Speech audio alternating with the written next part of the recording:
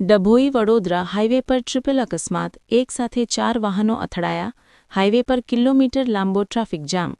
ડભોઈ તાલુકાનું ફરતી કોઈ ગામ, ડભોઈ વડોદરા હાઇવે. ઘટના: હાઇવે પર ચાલી રહેલા રોડના કામ દરમિયાન ખાડો બચાવવા જતા એક પછી એક 4 વાહનો, કાર અને ટ્રક પાછળથી એકબીજામાં ઘૂસી ગયા. ઈજાગ્રસ્ત: અકસ્માતમાં 3 લોકોને નાની મોટી ઈજાઓ પહોંચી છે, કોઈ જાનહાનિ થઈ નથી. નુકસાન: ચારેય વાહનોમાં મોટા પાયે આર્થિક નુકસાન થયું છે. ટ્રાફિક: અકસ્માતના પગલે હાઇવે પર 1 કિલોમીટર સુધી વાહનોની લાંબી કતારો લાગી હતી.